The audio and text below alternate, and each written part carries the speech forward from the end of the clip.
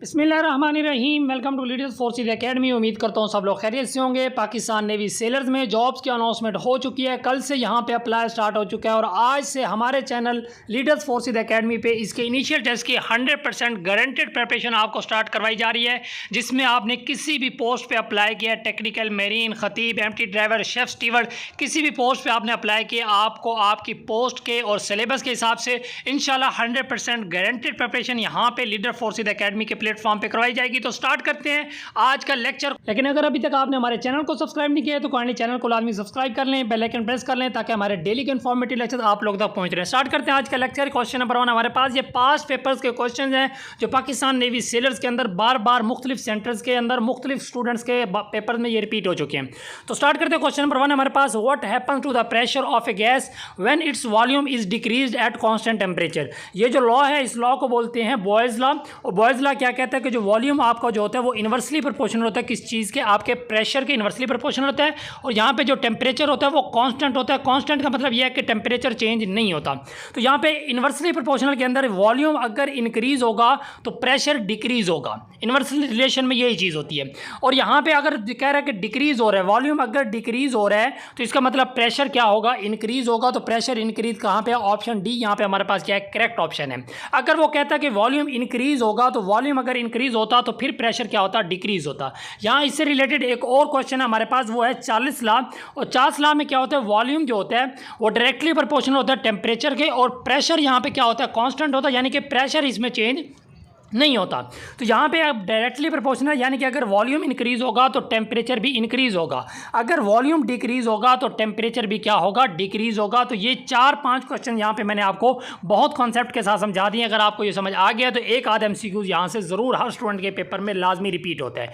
Next हम question की तरफ मूव करते हैं। Solid changes directly into gas. देखो सॉलिड जो है ये अगर गैस के अंदर चेंज से, देखो दो चीज़ें हैं, एक आपका सॉलिड जो है वो लिक्विड के अंदर जब चेंज हो जाता है तो उसको हम क्या बोलते हैं, मेल्टिंग बोलते हैं। इसकी एग्जांपल क्या है हमारे पास, जैसे आपकी आइस है वो कन्वर्ट हो जाती है किस चीज़ के अंदर, वाटर के अंदर, तो ये क्या हो गया हमारे पास, इसको हम बोलते हैं मेल्टिंग। और आपका जब लिक्विड जो है वो सॉलिड के अंदर चेंज हो जाता है तो उसको हम क्या बोलते हैं, उसको फ्रीजिंग बोलते हैं। ऑप्शन डी के अंदर आपको नजर आ रहा है, ठीक है। इसको क्या बोलते हैं, फ्रीजिंग क्या होती है। ये सारे आपके मुख्तलिफ MCQs हैं, ठीक है। अच्छा, यहाँ पे एवेपोरेशन क्या होता है, एवेपोरेशन आपका ये होता है कि जब आपका जो लिक्विड है वो गैस में कन्वर्ट हो जाए तो इसको एवेपोरेशन बोलते हैं। और जब आपकी गैस जो है वो लिक्विड में कन्वर्ट हो जाए तो उसको क्या बोलते हैं, उसको कंडेंसेशन बोलते हैं। इनके एग्जांपल्स में मैं आपको बता देता हूं ताकि ये सारी चीज़ें आपके ज़हन में रहें। ये सारे आपके मोस्ट रिपीटेड MCQs हैं। एवेपोरेशन में जैसे आप कपड़े धो के बाहर सुखाने के लिए लटकाते हो तो उसमें जो वाटर होता है आपका वो कहाँ चला जाता है, वो गैस बन के निकल जाता है। कंडेंसेशन में जैसे आप एक ठंडे पानी का गिलास जो है भर के रखते हो तो आप देखते हो कि गिलास की सरफेस के बाहर जो है वो आपको पानी नजर आ रहा होता है, वो कहाँ से आया, वो आपकी वो गैस होती है जो कि क्या हो जाती है, कन्वर्ट हो जाती है किस चीज़ के अंदर, लिक्विड के अंदर। इस प्रोसेस को कंडेंसेशन बोलते हैं। सब्लिमेशन क्या होती है कि जब आपका सॉलिड जो है वो डायरेक्टली गैस के अंदर चेंज हो जाए। हमने क्या पढ़ा कि सॉलिड जो है वो चेंज हो जाता है या तो लिक्विड के अंदर, जिसको मेल्टिंग बोलते हैं। जब आपका जो सॉलिड है वो डायरेक्टली गैस के अंदर चेंज हो जाए तो उसको क्या बोलते हैं, उसको सब्लिमेशन बोलते हैं। इसकी एग्जांपल्स होती है ड्राई आइस वगैरह, ये सारी चीज़ें क्या होती हैं, ये सब्लिमेशन की एग्जांपल्स हैं। ये सारे क्वेश्चन जो आपके बार बार पेपर्स के अंदर रिपीट होते हैं, मुख्तलिफ हिसाब से वो आपसे क्वेश्चन पूछेगा। वो आपसे कहेगा कि जब आपकी जो गैस है वो कन्वर्ट हो जाए लिक्विड के अंदर तो इस प्रोसेस को क्या बोलेंगे, तो आप बोलेंगे कंडेंसेशन। ये सारी चीज़ें मैं आपको अच्छे से बता दी हैं, आपने इसको नोट करनी है। जो जो चीज़ें आपको पढ़ा रहे हैं ये सारी आपकी मोस्ट इंपॉर्टेंट रिपीटेड क्वेश्चंस हैं। नेक्स्ट नंबर पर क्वेश्चन जी, Pakistan conducted nuclear test on. Pakistan ने न्यूक्लियर टेस्ट कब कंडक्ट, तो यहाँ इससे रिलेटेड आपके बहुत ज़्यादा क्वेश्चन पेपर में आते हैं। एक तो इसका डायरेक्ट जो आंसर है वो हमारे पास क्या है, वो 28 मई 1998 को पाकिस्तान ने अपने न्यूक्लियर टेस्ट किए थे और इस डेट को हम योम तकबीर सेलिब्रेट करते हैं, ठीक है। अब यहाँ पे ये पाकिस्तान ने कहाँ पे किए थे, चागी डिस्ट्रिक्ट के अंदर किए थे और कौन से डेजर्ट के अंदर किए थे, खरान डेजर्ट के अंदर किए थे। और इसके अलावा इससे रिलेटेड क्वेश्चंस भी बहुत हैं। वो क्या है कि पाकिस्तान ने टोटल कितने जो है ना वो टेस्ट किए थे। अब इससे पहले मैं आपको ये बता दूं कि इंडिया ने कितने टेस्ट किए थे, जिसके जवाब में पाकिस्तान ने अपने टेस्ट किए थे। तो इंडिया ने किए थे सबसे पहले, ये सारी चीज़ जो मैं आपको यहाँ पर बताऊँगा ये आपने नोट करनी है, ये सारे आपके क्वेश्चन हैं। 11 मई 1998 को इंडिया ने जो है ना राजस्थान के अंदर, कहाँ पर, राजस्थान के अंदर जो है पोखरान 2 का नाम है इसका, ठीक है। खैर ये याद रखने की जरूरत नहीं, लेकिन राजस्थान आप जरूर याद रखेंगे। 11 मई 1998 को इन्होंने कितने जो है ना वो टेस्ट किए थे, एटम न्यूक्लियर टेस्ट, तो वो 3 किए थे। ये इंडिया की बता रहा हूँ, ठीक है। फिर भी उनको सुकून नहीं आया। 13 मई को उन्होंने 2 टेस्ट और कर दिए। टोटल कितने हो गए, 3 + 2 कर लें आप, कितने हो गए 5। टोटल 5 टेस्ट इन्होंने किए। फिर पाकिस्तान ने कहा आजा मैं अब इसका जवाब देता हूँ। तो पाकिस्तान ने क्या किया, 28 मई 1998 को पाकिस्तान ने इसके जवाब में कितने किए, पाकिस्तान ने भी 5 किए। कितने किए, 28 मई को 5 न्यूक्लियर टेस्ट किए। फिर पाकिस्तान को भी सुकून नहीं आया। 30 मई को, कब, 30 मई 2 दिन बाद पाकिस्तान ने क्या किया, 1 न्यूक्लियर टेस्ट और कर दिए, यानी कि 5 + 1 कितना हो जाएगा। टोटल जो हमने न्यूक्लियर टेस्ट किए वो कितने किए हैं, 6 किए हैं। और कहाँ पे किए हैं, चागी डिस्ट्रिक्ट के अंदर किए हैं।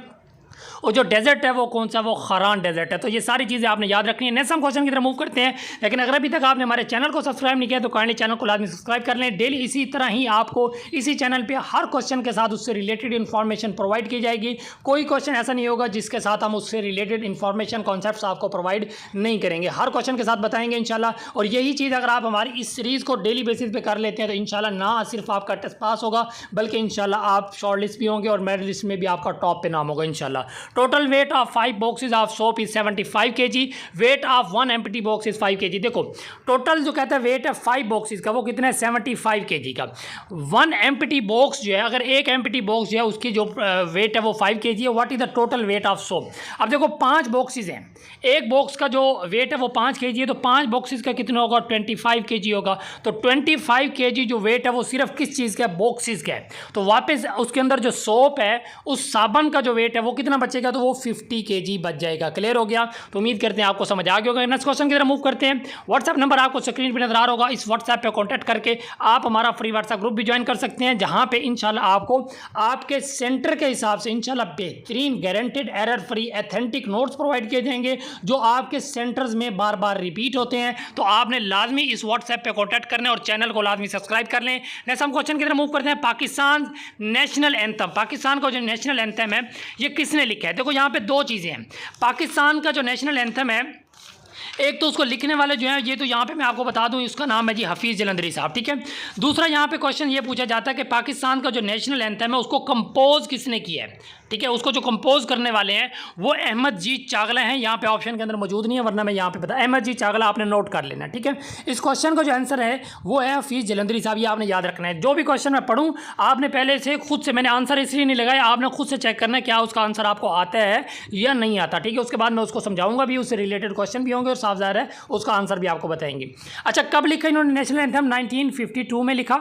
और जो हमारा नेशनल एंथम है ये सबसे पहले ऑफिशियली अडॉप्ट कब किया गया था, ऑफिशियली इसको कब अडॉप्ट किया गया था, यानी इसको पहली दफ़ा ब्रॉडकास्ट किया गया था रेडियो पे, वो कब किया गया था, उसकी एग्जैक्ट डेट आपने याद रखनी है, 13 अगस्त 1954 के अंदर। क्लियर हो गया। अच्छा, इसके अंदर जो हमारा जो ये क्या नाम है इसका नेशनल एंथम है, इसकी जो लैंग्वेज है वो कौन सी है, ये आपसे पूछा जाता है। तो इसकी जो लैंग्वेज है वो पर्शिया है। और यहाँ पे इसका जो ड्यूरेशन है, इसका ड्यूरेशन से मुराद जब इसको इसके जो है ना रिदम में पढ़ा जाता है तो ये कितना ड्यूरेशन है, कितने ड्यूरेशन के अंदर ये ख़त्म होता है। तो ये आपका जो क्वेश्चन है ये मोस्ट इंपॉर्टेंट है। कई दफ़ा हर स्टूडेंट के पेपर में ये रिपीट हो चुका है। तो 80 सेकंड जो है वो इसका ड्यूरेशन है, जो आपने इसको याद रखना है। क्लियर हो गया। नेक्स्ट क्वेश्चन की तरफ हम मूव करते हैं। If A is equal to B, देखो यहाँ पे मैं इसको इस तरह लिख देता हूँ, A/B इज इक्वल टू, ये यहाँ पे इज इक्वल टू की बजाय मैं यहाँ पे प्रपोर्शन लगा देता हूँ, तो C/D। ये क्वेश्चन आपका इस तरह से पूछा जाता है। मैथ का क्वेश्चन है, फिजिक्स में भी इसको आप कह सकते हो, लेकिन मैथ है ये बेसिकली, ठीक है, फिजिक्स भी है ये। अब यहाँ पे वो आपसे ये कहता है कि अगर जो है ये चीज़ है जो उसने यहाँ पे बताई है, मैंने उसको इस तरह से लिख के दे दिया आपको समझाने के लिए। वो कहता है B और C को क्या बोलेंगे, ये B और C जो है इसको बोलते हैं मीन्स। इसको क्या बोलते हैं, यहाँ पर जो हमारा आंसर होगा वो क्या होगा, मीन्स होगा। लेकिन अगर वो आपसे पूछ ले कि A और D को क्या बोला जाता है, तो A और D को बोला जाता है एक्सट्रीम्स। अगर वो पूछता है A और D को क्या कहते हैं, तो फिर एक्सट्रीम्स, यानी कि जो अंदर वाली वैल्यूज़ होती हैं उनको मीन्स कहा जाता है। उनको क्या कहा जाता है, मीन्स। और जो बाहर वाली वैल्यूज़ होती हैं उनको एक्सट्रीम्स कहा जाता है। ये आपका मोस्ट इंपॉर्टेंट क्वेश्चन है। नेक्स्ट क्वेश्चन की तरफ मूव करते हैं। Largest river of Pakistan, Pakistan का जो सबसे बड़ा जो रिवर है उसका नाम क्या है, तो उसका नाम है हमारे पास जो है इंडस रिवर। पाकिस्तान के अंदर टोटल कितने रिवर्स हैं, मुझे बताएं ज़रा, इसका आंसर आप लोग बताएं कितने रिवर्स हैं टोटल। अपने माइंड में सोच लिया आपने, तो मैक्सिमम स्टूडेंट्स के जेन में, खासतौर पे पंजाब के जो स्टूडेंट्स हैं, जो न्यू स्टूडेंट्स हैं, उनके जेन में होगा कि पाकिस्तान के अंदर टोटल 5 दरिया हैं। लेकिन ऐसा नहीं है। पाकिस्तान के अंदर टोटल 24 रिवर्स हैं, जिसके अंदर जो है पंजाब जो है उसके अंदर 5 हैं, और पंजाब के नीचे मैप के अंदर देखो तो पंजाब के नीचे सिंध है, उसके अंदर 4 हैं, ठीक है। है। फिर KPK की बात की जाए तो KPK के अंदर 8 हैं, और KPK के नीचे जो है अगर देखा जाए तो वो बलोचिस्तान है, तो बलोचिस्तान के अंदर कितने हैं, 7 हैं। ठीक है, क्लियर हो गया। तो इस तरह से आप याद रख सकते हैं कि पंजाब का तो सबको पता है 5 दरियाओं की सरजमीन, ठीक है, तो उसके नीचे सिंध है, उसके अंदर एक कम है। फिर पंजाब की लेफ्ट साइड पे देखोगे तो KPK है, और KPK के अंदर 8 हैं, और उससे एक कम जो है वो किस चीज़ के अंदर है, वो बलोचिस्तान के अंदर है। क्लियर हो गया। तो ये टोटल रिवर्स जो है ये आपने याद रखने हैं। और यहाँ पे ये एक चीज़ यहाँ पे मैं और आपको बताता जाऊँ कि इन 5 रिवर, 5 जो है ये बड़े रिवर्स हैं, जो कि जो है ना तकरीबन पूरे पाकिस्तान, पंजाब और सिंध को जो है ना ये ही सैराब करते हैं। ठीक है, पंजाब और सिंध को खास तौर पे। ठीक है, अच्छा यहाँ पे KPK में भी ये है जो काफ़ी जो है ना इनका वो होता है। ठीक है, अच्छा यहाँ पे एक चीज़ मैं आपको और क्लियर करता जाऊँ। एक हमारा हुआ था Indus water treaty Indus water treaty, वो कब हुआ था? वो हुआ था 1960 के अंदर हुआ था। और कब वो, इसके एग्जैक्ट डेट भी बल्कि आपने याद रखनी है, इसकी एग्जैक्ट डेट है 19 सितंबर 1960 में जो है ना ये हुआ था। और ये किसकी मदद से हुआ था? वर्ल्ड बैंक की मदद से हुआ था। किसकी मदद से हुआ था? ये दरियाओं का जो पानी है वो तकसीम किया गया था। ठीक है, वर्ल्ड बैंक की मदद से। ये वाला क्वेश्चन भी आपका मोस्ट इंपॉर्टेंट है। और इस मुआहदे के तहत जो 3 दरिया, रावी, सतलुज और ब्यास, ये 3 मैंने बता दिए, रावी, सतलुज और ब्यास, इन 3 दरियाओं पर जो है ना वो इंडिया का हक है। और जो बाकी 3 है, झेलम, चनाब और इंडस रिवर, इन 3 पे किसका हक है? वो पाकिस्तान के है। क्लियर हो गया। नेक्स्ट क्वेश्चन की तरफ मूव करते हैं। Formula of speed. स्पीड का जो फार्मूला होता है, देखो स्पीड हो या आपकी वेलोसिटी हो, ठीक है, बल्कि इसको V से हम डिनोट कर लें वो ज़्यादा बेहतर है। वो कि उसका फार्मूला क्या होता है? देखो स्पीड अगर होगी तो उसका फार्मूला होगा डिस्टेंस ओवर में टाइम। क्या होगा? डिस्टेंस ओवर में टाइम। अगर वेलोसिटी कहेगा तो डिस्प्लेसमेंट ओवर में टाइम। इनका फ़र्क मैं बता देता हूँ। जो आपका डिस्टेंस है ना, मैं बोल रहा हूँ बल्कि यहाँ पे डिस्टेंस जो है वो आपका स्केलर क्वांटिटी है, यहाँ पे लिख लेना आपने। और जो आपका डिस्प्लेसमेंट है वो आपका क्या है? वो आपकी वेक्टर क्वांटिटी है। क्लियर हो गया। तो इसी तरह जो आपका स्पीड है, स्पीड जो है वो आपकी स्केलर क्वांटिटी है, तो जो आपकी वेलोसिटी होती है वो आपकी वेक्टर क्वांटिटी है। तो स्पीड के अंदर जो है ना वो हम डिस्टेंस का जिक्र करते हैं, क्योंकि स्पीड जो है वो स्केलर क्वांटिटी है, तो यहाँ पे भी डिस्टेंस ओवर में टाइम इसका क्या होता है? फार्मूला होता है। जो आपकी वेलोसिटी होती है, चूंकि ये वेक्टर क्वांटिटी है, ये भी आपके MCQs हैं सारे, ठीक है, कि ये वेक्टर क्वांटिटी है, तो इसका जो है ना वो क्या होगा? ठीक है, तो इसका क्या होगा? डिस्प्लेसमेंट ओवर में जो है ना क्या हो जाएगा? टाइम हो जाएगा। क्लियर। और इनके यूनिट भी मैं आपको बताता तो डिस्टेंस हो या टाइम हो, डिस्टेंस हो या डिस्प्लेसमेंट हो, दोनों का यूनिट क्या है? मीटर है। स्पीड हो या आपकी वेलोसिटी हो, दोनों का जो यूनिट है वो क्या है? वो आपका मीटर पर सेकंड है, यानी कि ms-1। क्लियर होगा। या इसको आप इस तरह भी लिख सकते हैं। जो खास तौर पे आर्ट्स के स्टूडेंट्स हैं, ये बेसिक चीज़ें मैं उनके लिए थोड़ी सी ज़्यादा एक्सप्लेन कर रहा हूँ, तो आप लोगों ने इनको भी साथ साथ करना है। ये नहीं सोचना कि ये चीज़ें आप लोगों के पेपर में नहीं आती। भाई आती हैं, ज़रूर आती हैं। आप चाहे आर्ट्स सिलेक्ट करते हो ना, वहाँ पर ऑप्शन होता है साइंस का या आर्ट्स का, आप आर्ट्स ही सिलेक्ट करोगे, लेकिन वहाँ पर आपके ये वाली चीज़ें भी ज़रूर आती हैं। कायद-ए-आज़म ज्वाइंट मुस्लिम लीग, कायद-ए-आज़म मुस्लिम लीग को कब ज्वाइन किया? तो इसका आंसर आप अपने माइंड में बताएं कि क्या आंसर है। तो यहाँ पे इसका ऑप्शन जो हमारे पास करेक्ट है वो 1913। अब इससे रिलेटेड आपके क्या क्वेश्चन है, यानी कि यहाँ पे मुस्लिम लीग का जिक्र किया गया है। तो मुस्लिम लीग कब बनाई गई है? 30 दिसंबर को। कब? 30 दिसंबर 1906 में जो है ना मुस्लिम लीग बनी थी। ऑल इंडिया मुस्लिम लीग इसका नाम था पूरा। मुसलमानों की ये पॉलिटिकल जमात थी। ठीक है, अच्छा, अब जब 1906 में ये जमात बन चुकी है, तो उसी साल जो है कायद-ए-आज़म मोहम्मद अली जिन्ना साहब ने मुस्लिम लीग को ज्वाइन करने की बजाय इंडियन नेशनल कांग्रेस को ज्वाइन किया था। किसको? INC मैंने लिख दिया, पूरा बोल दिया, इंडियन नेशनल कांग्रेस। ये वो जमात थी जो 1885 में बनी थी। कांग्रेस जो थी ये पॉलिटिकल जमात थी, मुसलमानों की, हिंदुओं की, पूरे सब कॉन्टिनेंट की थी। लेकिन चूँकि ये सिर्फ हिंदुओं के लिए काम कर रही थी, तो इसलिए मुसलमानों ने कहा कि हमें अपनी अलग पॉलिटिकल पार्टी बनानी है। ठीक है, अच्छा, अब कायद-ए-आज़म ने जो है ना, अब यहाँ पे इंडियन नेशनल कांग्रेस को कायद-ए-आज़म ने कब ज्वाइन किया? तो वो 1906 में ज्वाइन किया, जिस साल ऑल इंडिया मुस्लिम लीग बनी है। अब मुस्लिम लीग को कब ज्वाइन किया? 1913 में ज्वाइन कर लिया। कब ज्वाइन कर लिया? 1913 में ज्वाइन कर लिया। फिर उसके बाद जो है ना 1920 में जाके, कब? 1920 में कायद-ए-आज़म मोहम्मद अली जिन्ना साहब ने इंडियन नेशनल कांग्रेस को लेफ्ट कर दिया। Indian national INC, Indian national Congress को छोड़ दिया। और फिर वो किसके मेंबर रहे? फिर वो सिर्फ और सिर्फ ऑल इंडिया मुस्लिम लीग के मेंबर भी रहे, और बाद में इसके प्रेसिडेंट भी बन गए। नेक्स्ट हम क्वेश्चन की तरफ मूव करते हैं। The first constitution of Pakistan was enforced in. Pakistan का जो पहला कॉन्स्टिट्यूशन है, इसको कब इन्फोर्स किया गया था? तो यहाँ पे आपने याद रखना है, टोटल पाकिस्तान के अंदर कितने कॉन्स्टिट्यूशन है? टोटल 3 कॉन्स्टिट्यूशन हैं। ठीक है, इनकी पूरी डिटेल मैं आपको यहाँ के बताऊँगा, क्योंकि इससे रिलेटेड बहुत ज़्यादा क्वेश्चन आपके पेपर्स में पूछे जाते हैं। लेकिन उससे पहले अगर आपने हमारे चैनल को सब्सक्राइब नहीं किया तो काइंडली चैनल को लाजमी सब्सक्राइब कर लें। व्हाट्सएप नंबर आपको स्क्रीन में नजर आ रहा है, इस व्हाट्सएप पर कॉन्टैक्ट करके आप हमारा फ्री व्हाट्सएप ग्रुप ज्वाइन कर सकते हैं, जहाँ पे आपको इंशाल्लाह 100% गारंटेड आपको आपके सेंटर के हिसाब से इंशाल्लाह बेहतरीन नोट्स प्रोवाइड किए जाएंगे। और इसके अलावा जो है अगर आप हमारी वेबसाइट पे ऑनलाइन टेस्ट देना चाहते हैं as per pattern of Pakistan navy sellers, तो वो भी आप इस व्हाट्सएप पे कांटेक्ट कर सकते हैं। इंशाल्लाह ताला बेहतरीन आपको टेस्ट प्रोवाइड किए जाएंगे, आपको तैयारी भी करवाई जाएगी और फिर आपसे टेस्ट लिए जाएंगे ताकि आपको पता भी चले कि आपकी कितनी तैयारी हो चुकी है और कितनी रहती है। जैसे ही आप टेस्ट अटैम्प्ट करके सबमिट करते हैं तो फ़ौरन आपके सामने रिजल्ट आ जाता है और उसमें आपने जितने % मार्क्स किए हैं वो भी आपको शो हो जाता है और जो क्वेश्चन आपने गलत किए हैं उसका करेक्ट आंसर भी आपको शो हो जाता है। तो बेहतरीन प्रोफेशनल वे में आपसे जो है ना as per pattern of Pakistan navy sellers के अगर आप टेस्ट देना चाहते हैं तो फ्री व्हाट्सएप ग्रुप ज्वाइन करना चाहते हो तो ये नंबर आपको स्क्रीन पर नजर आ रहा है। यहाँ पे आपको आपके सेंटर के हिसाब से बेहतरीन नोट्स भी जो है ना वो इंशाल्लाह प्रोवाइड किए जाएंगे। तो फर्स्ट कॉन्स्टिट्यूशन ऑफ पाकिस्तान जो है ये टोटल जो है ना अभी मैं बता देता हूँ टोटल जो हमारे कॉन्स्टिट्यूशन है वो कितने 3 है। एक है 1956 का, फिर है 1962 का और फिर है 1973 का। 3 कॉन्स्टिट्यूशन है टोटल। जो 1956 का कॉन्स्टिट्यूशन है ये एग्जैक्ट डेट भी आपने लिख लेनी है 23 मार्च। कब? 23 मार्च 1956 को जो है ना ये लागू हुआ था। ठीक है। अच्छा, इसमें जो है ना जो आर्टिकल्स थे वो टोटल कितने थे? वो 234 आर्टिकल्स थे। ये आपसे पूछा जाता है कि इसके अंदर टोटल आर्टिकल्स जो हैं वो कितने थे। 1962 का जो कॉन्स्टिट्यूशन है ये 8 जून, इसकी एग्जैक्ट डेट भी आपने लिख लेनी, जगह की कमी की वजह से मैंने नहीं लिखी। 8 जून 1962 को जो कॉन्स्टिट्यूशन जो है ना ये लागू किया गया था और ये प्रेसिडेंशियल कॉन्स्टिट्यूशन था। कौन सा था? प्रेसिडेंशियल। ठीक है। अच्छा, इसके अंदर जो टोटल आर्टिकल थे वो थे 250। अच्छा, उसके बाद 1973 का जो है ये कब दिए गए? ये 14 अगस्त 1973 को। 14 अगस्त जो है इसकी डेट भी आपने याद रखनी है। और इसके अंदर जो टोटल आर्टिकल्स की तादाद है वो 280 इसके अंदर टोटल आर्टिकल्स की तादाद है। ठीक है। और यहाँ पे जो अभी हमारा कॉन्स्टिट्यूशन चल रहा है इसके अंदर जो हमारा पार्लियामेंट है इसके अंदर 2 हाउसेज हैं। एक है अपर हाउस, एक है आपका अपर हाउस, एक है आपका लोअर हाउस। अपर हाउस और दूसरा क्या है? अपर हाउस किसको बोलते हैं? सेनेट को बोलते हैं। ये भी आपका एमसीक्यूज है। और जो लोअर हाउस है उसको किसको बोलते हैं? National assembly. NA मैंने लिख दिया है, नेशनल असेंबली। क्लियर हो गया? तो उम्मीद करते हैं आपको ये सारी चीज़ें समझ आ गई होंगी। नेक्स्ट क्वेश्चन की तरफ मूव करते हैं। अपोजिट ऑफ लार्ज, ये कुछ आपके सिनोनिम्स एंटोनिम्स हैं। Same meaning words, opposite meaning words, ये बहुत ज़्यादा आपसे पेपर में पूछे जाते हैं। हर स्टूडेंट के पेपर में 4 या 5 क्वेश्चन ये लाजमी आते हैं। तो इसके मैं इंशाल्लाह आपको नोट्स प्रोवाइड करूँगा और जो मैं नोट्स दे दूँगा इंशाल्लाह उससे बाहर से कोई भी नहीं आएगा इंशाल्लाह। अपोजिट ऑफ लार्ज, लार्ज का मतलब क्या होता है? देखो बड़ा, इसका अपोजिट बताना तो वो क्या होगा? स्मॉल। इसका अपोजिट बताना ना। देखो ह्यूज का मतलब भी बड़ा है, बिग का मतलब भी, वाइड का मतलब भी चौड़ा। ठीक है, सारी चीज़ें बड़ी हैं तो इसका अपोजिट क्या हमारे पास क्या होगा? वो होगा स्मॉल होगा। आगे हमारे पास क्या है? डिस्ट्रैक्ट का मतलब क्या होता है? मशगूल होना, किसी चीज़ में जो है ना वो डाइवर्ट कर देना। तो इस तरह के मीनिंग में आता है। तो यहाँ पे हमारा इसका डिस्ट्रैक्ट का जो मीनिंग आएगा वो क्या आएगा? डाइवर्ट आ जाएगा। क्या आ जाएगा? डाइवर्ट। इन्होंने सेम मीनिंग पूछा गया ना। उसके बाद हमारा ये भी सेम मीनिंग पूछा गया एडमिशन का। एडमिशन का मतलब क्या है? कहीं पर आप जाकर इंटर हो रहे हैं। रिजेक्शन नहीं है, एंट्री। यहाँ पे क्या आएगा? एंट्री। डिनाइल भी नहीं होता। एग्जिट का मतलब भी किसी जगह से आप बाहर निकल रहे हो। तो एडमिशन का मतलब जहाँ पे आप क्या हो रहे हो? इंटर हो रहे हो। ठीक है। तो इससे रिलेटेड मजीद जो आपके सिनोनिम्स हैं, एंटोनिम्स हैं, same meaning words, opposite meaning words, इस तरह से जो है ना बहुत ज़्यादा 4 या 5, 6 क्वेश्चन जो है हर स्टूडेंट के पेपर में आते हैं। तो ये बहुत ज़्यादा जो है ना ईजी होते हैं, मतलब ईजी वर्ड्स हैं, इतने मुश्किल थे। कोई यहाँ पे कोई इतना कोई एडवांस लफ्ज़ नहीं है, ईजी ही है। लेकिन इसके नोट्स आपको ऑथेंटिक इंशाल्लाह वो प्रोवाइड करेंगे तो आप उसी हिसाब से इसको तैयार कर लेंगे। नेक्स्ट वाला क्वेश्चन है ऑब्जेक्टिव रेजोल्यूशन।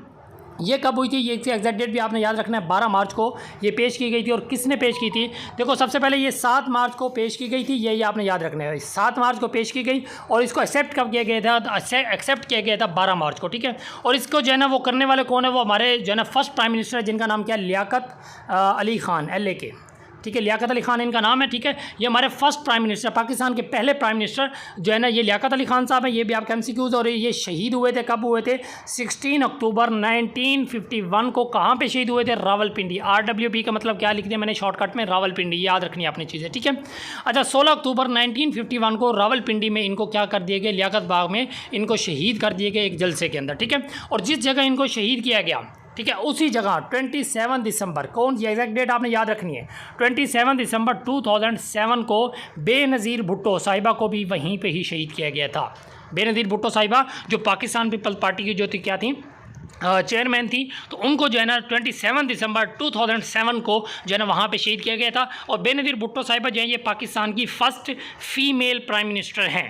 पाकिस्तान की फ़र्स्ट फीमेल प्राइम मिनिस्टर ये जो है बेनज़ीर भुट्टो साहिब हैं। और इंडिया की फ़र्स्ट फीमेल प्राइम मिनिस्टर जो है ये भी आपसे पूछी जाती हैं, वो इंदिरा गांधी हैं। क्या नाम उनका? इंदिरा गांधी, जो कि 1972 का जो हमारा शिमला जो है ना क्या बोलते हैं उसको? शिमला एग्रीमेंट। 1972 का जो शिमला एग्रीमेंट था, 1971 का जो है ना पीस एग्रीमेंट था। ये फिर इसकी डिटेल आपको बताऊँगा जब इससे रिलेटेड कोई क्वेश्चन आएगा तो। ठीक है। तो वहाँ पर भी उन्होंने जो है ना वो जुल्फ़िकार अली भुट्टो साहब जो मोहतरमा बेनज़ीर भुट्टो साहब के बाप थे, वालिद थे। ठीक है, क्लियर हो गया। तो ये भी आपसे पूछा जाता है है बेनज़ीर भुट्टो साहिबा वाज द डॉटर ऑफ, किसकी बेटी थी, तो जुल्फ़िकार अली भुट्टो साहब, ठीक है।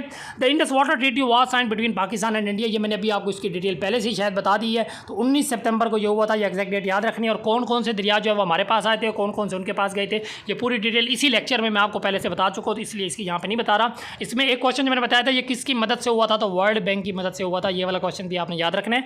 Which instrument is use to measure electric current, कौन सा इंस्ट्रूमेंट है जो इलेक्ट्रिक करंट को मेजर करने के लिए यूज़ किया जाता है, तो वो हमारे पास क्या होता है, एम मीटर होता है। क्या होता है, एम मीटर है। वोल्ट मीटर वोल्टेज के लिए होता है, ओम मीटर क्या होता है, रेजिस्टेंस के लिए होता है। Galvanometer small amount of current जो होती है उसको मेजर करने के लिए जो है वो गैल्वानोमीटर यूज़ किया जाता है। क्लियर हो गया। ऐसा हम क्वेश्चन की तरफ मूव करते हैं। व्हाट्सअप नंबर आपको स्क्रीन पर नजर आ रहा है, इस पर आपने लाजमी कॉन्टैक्ट करके हमारा फ्री व्हाट्सअप ग्रुप ज्वाइन करना है। नेक्स्ट नंबर का क्वेश्चन है जी, who was the first governor general of Pakistan, Pakistan के पहले गवर्नर जनरल कौन है। देखो यहाँ पे मैं आपको एक चीज़ बता दूँ, पाकिस्तान के अंदर टोटल जो गवर्नर जनरल है वो 4 हैं, ठीक है। जिसमें जो पहले गवर्नर जनरल हैं वो ऑप्शन बी के अंदर मौजूद है, जो है ना ये पहले गवर्नर। मैं यहाँ पे बल्कि ऐसा करता हूँ कि यहाँ पे जो है ना मैं इसका नाम इसके साथ 1 2 लिखता जाता हूँ, ताकि जो है ना आपको जो है ना कन्फ्यूजन नहीं हो, ठीक है। जो पहले गवर्नर जनरल है वो हमारे पास जो है ना ये ऑप्शन बी जो है पहले गवर्नर जनरल है, ख्वाजा नाज़िमुद्दीन दूसरे गवर्नर जनरल है, और सर मलिक ग़ुलाम मोहम्मद जो है ये तीसरे गवर्नर जनरल है, ठीक है। 3 तो यहाँ पे आपको ऑप्शन में मिल गए, ठीक है। तो ये 3 गवर्नर जनरल पाकिस्तान के हैं। चौथा गवर्नर, टोटल 4 हैं, ठीक है। चौथा जो है उनका नाम क्या है, उनका नाम है सिकंदर मिर्ज़ा। क्या नाम है उनका, सिकंदर मिर्ज़ा जो है ये चौथे गवर्नर जनरल है पाकिस्तान के। और ये टोटल ही 4 गवर्नर जनरल है। पहले पाकिस्तान के अंदर जो है वो गवर्नर जनरल का ओहदा होता था। फिर 1956 का जो कॉन्स्टिट्यूशन आया था, जो किसने दिया था, उसी ने दिया था, सिकंदर मिर्ज़ा ने, जो आखिरी हमारा गवर्नर जनरल है उसी ने दिया था। उसने क्या किया था, गवर्नर जनरल के ओहदे को क्या कर दिया, कन्वर्ट कर दिया किस चीज़ के अंदर, प्रेसिडेंट के अंदर। अभी गवर्नर जनरल ही अभी हमारे पास क्या होता है, प्रेसिडेंट होता है। और इस टाइम जो प्रेसिडेंट है वो क्या है, वो आसिफ अली जरदारी साहब है। क्लियर हो गया, आसिफ अली जरदारी साहब, क्लियर। तो ये आपने याद रखना है, 1956 तक जो है ना 4 गवर्नर जनरल थे टोटल। और जो हमारा लास्ट गवर्नर जनरल है वो सिकंदर मिर्ज़ा है। और फर्स्ट प्रेसिडेंट अगर आपसे पूछ लीजिए तो वो कौन होगा, जरा सोचिए। तो साहब जरा यही है, क्या नाम है इनका, सिकंदर मिर्ज़ा। जो आखिरी गवर्नर जनरल है वही हमारे पहले प्रेसिडेंट बन गए। क्लियर। नेक्स्ट क्वेश्चन की तरफ हम मूव करते हैं जी। Which city is called the gateway of Pakistan, gateway of Pakistan किसको कहा जाता है, तो ये कराची को कहा जाता है गेट वे ऑफ पाकिस्तान, ठीक है। यहाँ पे आपके सिटी से रिलेटेड मैं आपको यहाँ पे 5 6 10 क्वेश्चन जितने मेरे माइंड में आते हैं मैं बता रहा हूँ आपको।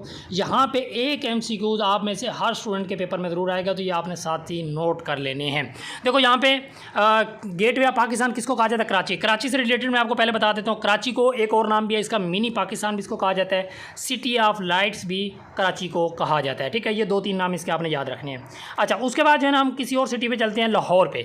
लाहौर को क्या बोला जाता है, लाहौर को एक तो सिटी ऑफ गार्डन बोला जाता है, एक इसको सिटी ऑफ कॉलेजेस बोला जाता है। और लाहौर को इसके अलावा जो है ना एक और नाम है पेरिस ऑफ एशिया भी बोला जाता है, एशिया का पेरिस भी बोला जाता है, किसको, लाहौर को बोला जाता है, ठीक है। अच्छा, लाहौर से रिलेटेड और भी 1-2 हैं जो अभी खैर मेरे माइंड में नहीं। खैर चलो अभी पेशावर पे चलते हैं जी। पेशावर को क्या क्या बोला जाता है, पेशावर को एक तो जो है ना सिटी ऑफ हॉस्पिटैलिटी बोला जाता है, सिटी ऑफ हॉस्पिटैलिटी बोला जाता है। गेट वे टू पाकिस्तान किसको बोला जाता है, कराची को। तो गेट वे टू खैबर अगर पूछ लिया जाए तो वो कौन सा है, वो पेशावर है। वो कौन सा है, पेशावर है। तो ये जितने क्वेश्चन मैं सिटी से रिलेटेड आपको बता रहा हूँ ये सारे आपने नोट करने हैं, ये सारे आपके मोस्ट इंपॉर्टेंट हैं, ये आपके पेपर में बार बार रिपीट होते हैं। एक और है city of flowers, city of flowers, फूलों का शहर जो है ये किसको कहा जाता है, ये भी पेशावर को कहा जाता है। अभी पेशावर के बता रहा हूँ मैं आपको, ठीक है। उसके बाद जो है ना मुल्तान को देख लें, हमारा प्यारा सिटी जो मुल्तान है इसको जो है ना सिटी ऑफ जो है ना टॉम्स भी कहा जाता है और सिटी ऑफ सेंट्स भी कहा जाता है। एक ही बात है दोनों का मतलब, ठीक है, ओलिया का शहर। अच्छा, सिटी ऑफ मैंगोज़ भी इसको कहा जाता है। और इसके अलावा भी जो है ना, खैर अभी हम चलते हैं किसी और सिटी पे। फैसलाबाद का मैं आपको बता देता हूँ। फैसलाबाद जो है FSD मैंने लिख दिया, FSD का मतलब फैसलाबाद है, ठीक है, शॉर्टकट में, ठीक है। फैसलाबाद को एक तो कहा जाता है Manchester of Pakistan, Manchester of Pakistan. City of textiles भी इसको कहा जाता है, ठीक है। और भी जो है ना 1-2 इसके नाम शायद हैं, ठीक है। अच्छा, अभी खैर मैं रफली आपको 2-3 और बता देता हूँ जो सिटीज़ हैं। जैसे कि आपको सरगोदा को सिटी ऑफ ईगल्स बोला जाता है, सरगोदा को क्या बोला जाता है, सिटी ऑफ ईगल्स बोला जाता है। और इसके अलावा जो है क्वेटा को बोला जाता है city of 7 springs, city of 7 springs. Islamabad को बोला जाता है सिटी ऑफ पीस, अमन का शहर बोला जाता है इस्लामाबाद को। इसी तरह जो है ना कोहाट का एक नाम है, उसका नाम मेरे दिन में नहीं आ रहा, कोहाट वाले स्टूडेंट जो है यहाँ पे कमेंट सेक्शन में बता देंगे। बल्कि हाँ जी, सिटी ऑफ मार्टायर्स क्या बोला जाता है, सिटी ऑफ कोहाट वालों, ठीक है, ये ज़हन में रखना आपने। कोहाट को क्या बोला जाता है, सिटी ऑफ मार्टायर्स बोला जाता है। और इसी तरह जो है ना यहाँ पे 2-3 क्वेश्चन मैं आपको और बता देता हूँ जो यहाँ इससे रिलेटेड या सिटी से रिलेटेड। एक आपका कोल्डेस्ट सिटी, ठंडा तरीन शहर। एक है आपका साफ ज़रा हॉटेस्ट सिटी, ठीक है। और एक आपका और भी पूछा जाता है, हाँ जी, ओल्डेस्ट ओल्डेस्ट सिटी। अच्छा, यहाँ पे ओल्डेस्ट सिटी जो है ये पेशावर है। मैंने कहा था ना पेशावर से रिलेटेड एक और भी है जो मेरे माइंड में नहीं आ रहा। अच्छा, इसको पेशावर के साथ ही आपने लिख लेना। ओल्डेस्ट सिटी जो है, सबसे पुराना सिटी जो है वो पेशावर है। और कोल्डेस्ट सिटी जो है वो कौन सा, वो हमारे पास क्या है, वो सकरदू है। वो कहाँ पे है? सकरदू, गिलगित बल्तिस्तान में। और जो हॉटेस्ट सिटी है वो जैकबाबाद है। वो कौन सा है? जैकबाबाद। क्लियर? तो उम्मीद करते हैं ये सारी चीज़ें आपको समझ आ गई होंगी। हमारे चैनल को लाजमी सब्सक्राइब कर लें। व्हाट्सअप नंबर आपको स्क्रीन पर नजर आ रहा है, व्हाट्सएप पे कॉन्टैक्ट करके आप हमारा फ्री व्हाट्सएप ग्रुप ज्वाइन करें लाजमी, जहाँ पे आपको इंशाल्लाह आपके सेंटर के हिसाब से 100% गारंटेड ऑथेंटिक और फ्री नोट्स प्रोवाइड किए जाएंगे। चैनल को लाजमी सब्सक्राइब कर लें, बेल आइकन प्रेस कर लें, ताकि हमारे डेली के इसी तरह के इन्फॉर्मेटिव लेक्चर आप लोग तक पहुँच रहे। दुआ में याद रखिएगा। Thank you so much. Allah हाफिज़।